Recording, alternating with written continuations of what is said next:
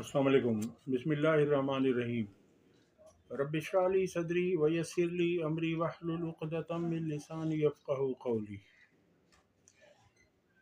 इस इन हालात में जो मुल्क की हालात इस हुकूमत ने कर दिए हैं, उनमें आपके सामने एक छोटा सा लतीफ़ा पहले रखूँगा, उसके बाद ख़बरों पर बात करेंगे। लतीफ़ा ये है कि मरीम नवाज़ ने कहा है कि आज सुबह जब मैं लाहौर से आ रही थी तो मौसम ख़राब था। मेरे वालिद थोड़ा डर रहे थे कि मौसम ख़राब है, ये जा रही है। तो मैंने उनसे कहा कि मेरे बच्चे मेरा इंतज़ार कर रहे हैं, मुझे जाना है उनके दरमियान। वाज़ेह रहे कि ये लैपटॉप तकसीम करने जा रही थी, तो ये उन बच्चों में, कॉलेजेस के बच्चों में, तो वहाँ पर इन्होंने ये कहा कि मेरे बच्चे मेरा इंतज़ार कर रहे होंगे। अब आप खुद सोचिए, बताइए कि अगर पंजाब के बच्चे मरीम नवाज़ के बच्चे होते तो क्या उन्हें इस तरह से जेलों में बंद किया जाता? क्या उन्हें इस तरह से तशद्दुद का निशाना बनाया जाता? क्या उन लोगों को, उनके घरों को, उनके वालिदैन को, उनके बहन भाइयों को इस तरह से घसीटा जाता जिस तरह से 2.5 सालों से पंजाब की आवाम को घसीटा जा रहा है? क्या उनकी चादर चार दीवारी के तकद्दुस को पामाल किया जाता अगर इनके बच्चे होते तो? अगर मरीम नवाज़ के वो बच्चे होते तो उनसे वोट का हक छीना जाता?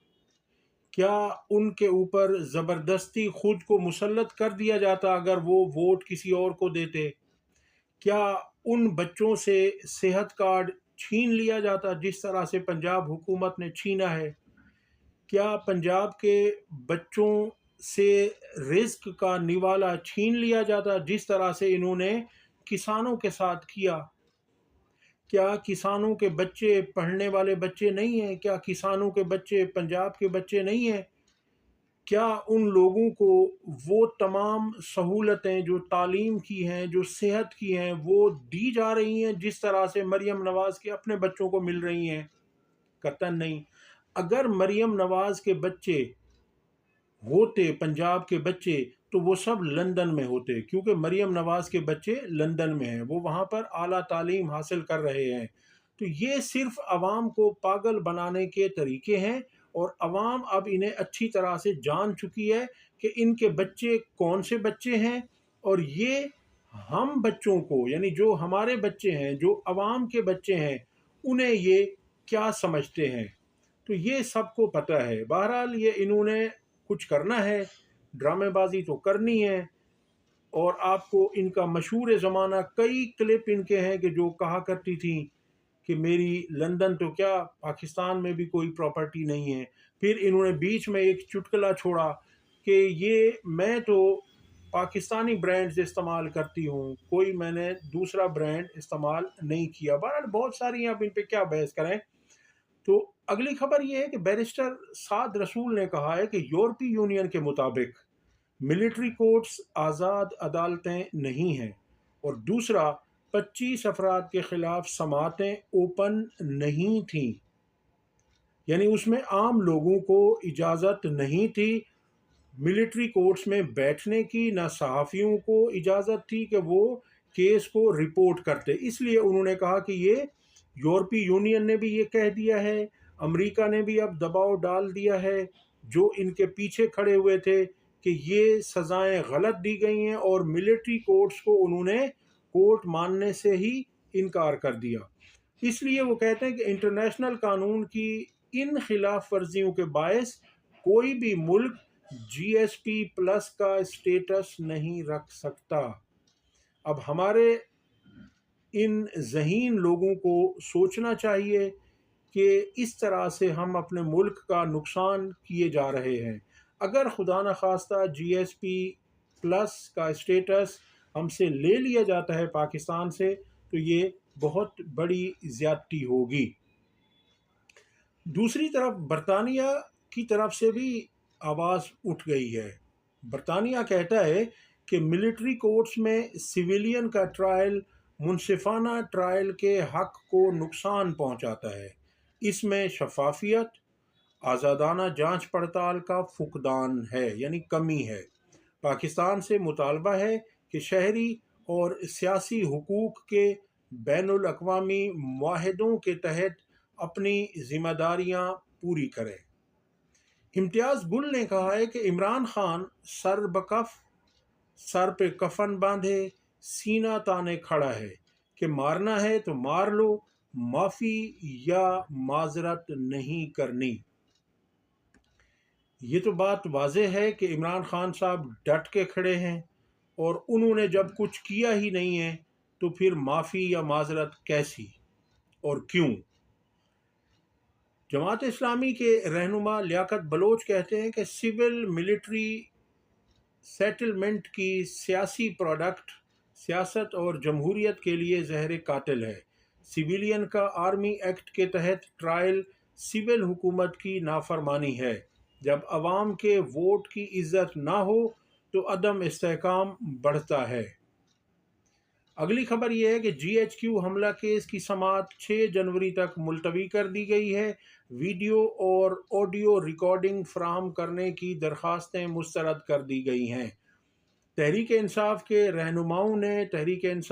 رہنماؤں کے وکلاء نے درخواست کی تھی کہ ہمیں آڈیو اور ویڈیوز ریکارڈنگ فراہم کی جائے، مگر اس درخواست کو مسترد کر دیا گیا ہے۔ اگلی خبر یہ ہے کہ کل جو تحریک انصاف اور حکومت کے مابین مذاکرات ہوئے ہیں، اس میں لگتا یہی ہے کہ دونوں فریقین سیریس نہیں ہیں، سنجیدہ نہیں ہیں، اور جس طرح سے تحریک انصاف کے بھی صرف 3 لوگوں نے شرکت کی، جس میں سابق اسپیکر قومی اسمبلی اسد کیسر صاحب تھے اور حامد رضا صاحب تھے، اور اسی طرح سے علامہ ناصر صاحب تھے، اس میں ان کے علاوہ کوئی بھی شامل نہیں ہوا۔ تو اطہر کاظمی نے اس پر کہا ہے کہ مذاکرات کے بعد جاری اعلامیے سے لگا جیسے ڈاکٹر کا نسخہ ہے، جس میں تحریک انصاف کو حکومت نے گولی دی اور کہا گیا کہ 10 دن بعد دوبارہ کھانے آئیے گا۔ ایسے وقت میں جب دنیا بھر سے حکومت پر دباؤ آ رہا ہے، مذاکرات کی ویڈیوز سے حکومت کو یقیناً ریلیف ملا۔ حکومت چاہتی یہی تھی کہ تحریک انصاف سول نافرمانی کی تحریک کو واپس لے، اور دوسرا، جب ان کو مذاکرات کی بات کی جائے گی، مذاکرات کے ٹرک کے پیچھے لگایا جائے گا تو ہم پہ جو دباؤ ہے بیرونی، وہ کچھ کم ہو جائے گا، اور اس میں حکومت فی الحال کامیاب ہوئی ہے۔ نون لیگ کے یہ منیب فاروق کہتے ہیں کہ نون لیگ کے ایم پی ایز اپنی ہی حکومت سے سخت تنگ ہیں۔ وہ کہتے ہیں کہ نہ ہمارا کوئی کام ہو رہا ہے، نہ ہماری کوئی بات سن رہا ہے، نہ وزیر اعلیٰ تک ہماری رسائی ہے۔ متعدد ایم پی ایز سے میں ملا ہوں۔ خواجہ آصف، جو ہر روز ان کا کوئی نہ کوئی بیان آتا ہے، اور بیان بھی اتنا گھٹیا آتا ہے، اتنا بے شرم بیان آتا ہے، جس طرح سے خواجہ صاحب کی زبان ہوتی ہے، بالکل اسی طرح کا بیان ان کا ہر وقت آتا ہے، اور وہ زہر افشانی کر رہے ہوتے ہیں، وہ زہر اگل رہے ہوتے ہیں ہر وقت اپوزیشن کے خلاف، تحریک انصاف کے خلاف، عمران خان کے خلاف۔ تو اس پر حبیب اکرم صاحب نے بہت اچھی بات کی ہے۔ انہوں نے کہا ہے کہ خواجہ آصف جیسے لوگوں کو جب آپ پاکستانی سیاست میں اہمیت دیتے ہیں تو اس کا مطلب یہ ہے کہ آپ نے بڑھاوے کو اہمیت دے دی ہے۔ اب کیا کہا ہے؟ انہوں نے کہا ہے کہ یہ جو بڑھاوا کیا چیز ہے، وہ کہتے ہیں کہ جو ہمارے گاؤں دیہات میں تنکے کے اوپر کچھ چیزیں لگی ہوتی تھیں، جسے گھماتے تھے تو کبھی بازو اوپر چلا جاتا تھا، کبھی ٹانگیں اوپر چلی جاتی تھیں، اور وہ خود گھومتا رہتا تھا، یعنی یہ انہوں نے اس بڑھاوے کی تعریف کر دی ہے۔ مشاہد حسین سید کہتے ہیں کہ ایک طرف اسٹیٹ پاور ہے، یعنی ایک طرف ریاستی طاقت ہے، دوسری طرف اسٹریٹ پاور ہے، دوسری طرف وہ پاور ہے جو گلیوں میں، کوچوں میں، میدانوں میں، شہروں میں، سڑکوں پر آ جاتی ہے۔ عمران خان کو چھوڑنا پڑے گا۔ اگر ٹرمپ کے ذریعے سعودیہ، دبئی یا اردگان وغیرہ کی کال آ جائے تو پھر کیا فائدہ ہوگا؟ اگلی خبر ہے کہ شہریوں کے اغوا برائے تاوان میں ملوث، سی ٹی ڈی کے 9 پولیس اہلکاروں کی ضمانت مسترد۔ گرفتار اہلکاروں میں سب انسپکٹر شامل، جبکہ سابق ایک ایس ایچ او پہلے ہی گرفتار ہے۔ اس خبر کی ڈیٹیل آپ کے ساتھ شیئر کرتے ہیں۔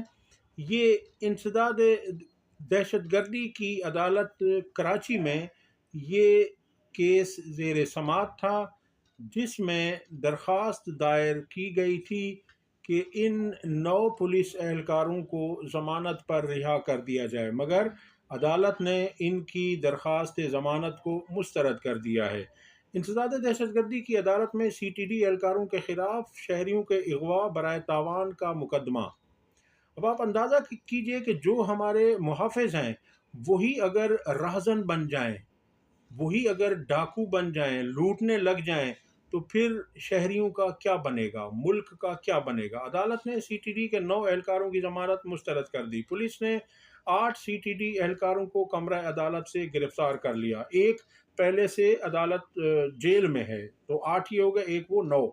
سی ٹی ڈی اہلکاروں نے 2022 میں شہری فیضان اور سعد کو تاوان کے لیے اغوا کیا تھا۔ گرفتار اہلکاروں میں سب انسپکٹر یونس بلوچ، اہلکار محمد رضوان اور شکیل لودھی شامل ہیں۔ عبدالجبار، خالد محمود، ذیشان اور علی حسن کو بھی گرفتار کر لیا گیا۔ ایک ملزم اہلکار رؤوف اقبال پہلے ہی جیل میں ہے۔ ملزمان کے خلاف تھانہ بلال کالونی میں 2022 میں اغوا برائے تاوان کا مقدمہ درج کیا گیا تھا۔ اگلی خبر آپ کے ساتھ شیئر کرتے ہیں، اور وہ خبر یہ ہے کہ سینئر صحافی مطیع اللہ جان نے کہا ہے کہ القادر کیس کا فیصلہ تحریک انصاف پر لٹکتی ہوئی تلوار ہے۔ انہوں نے کہا کہ خان کی سزا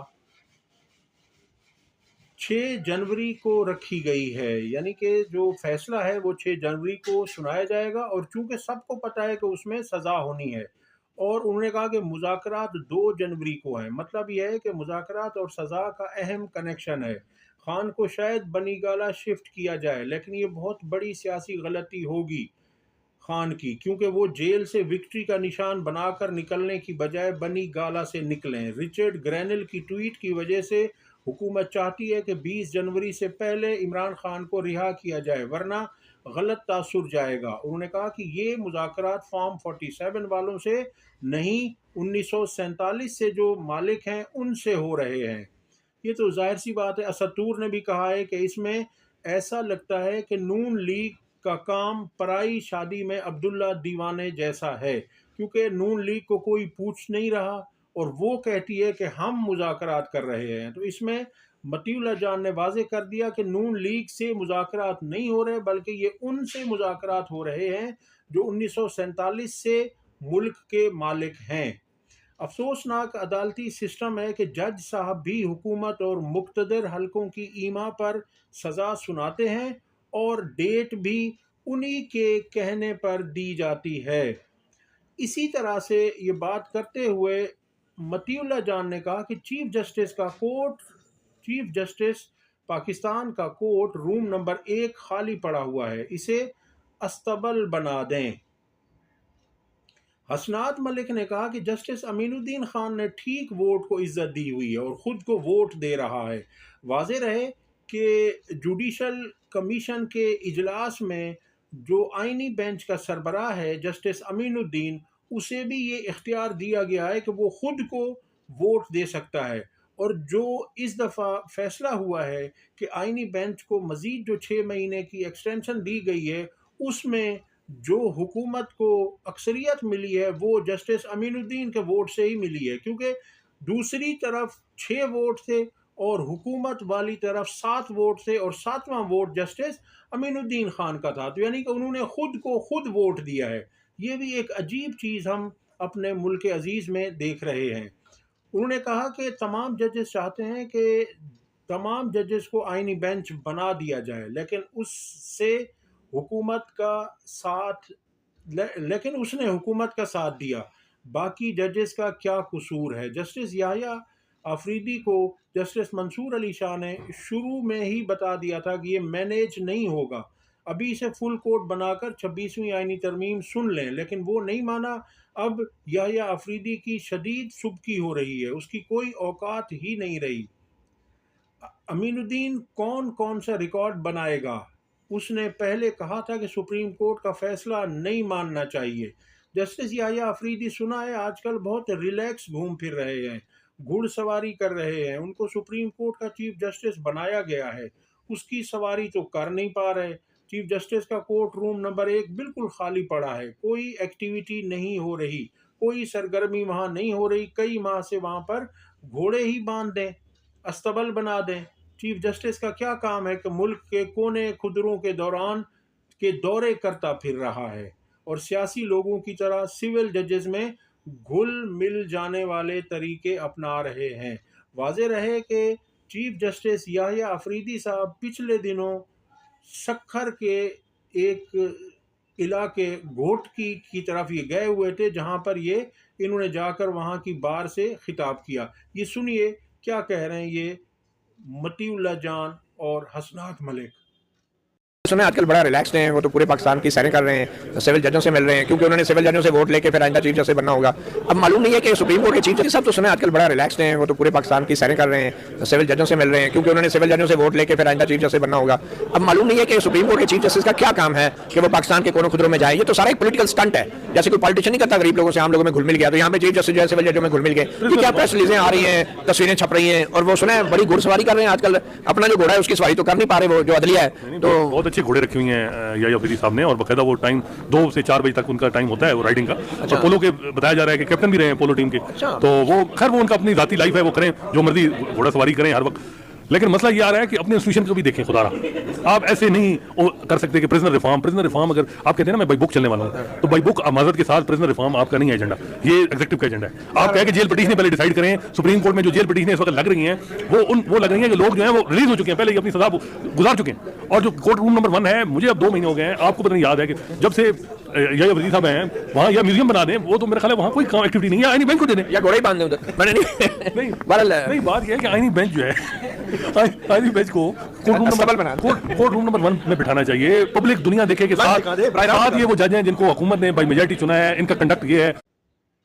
جی تو آپ نے سن لیا، اب تک کے لیے اتنا ہی۔ اگر ویڈیو پسند آئی ہو تو لائک اور شیئر کریں، چینل کو سبسکرائب کریں۔ اللہ حافظ۔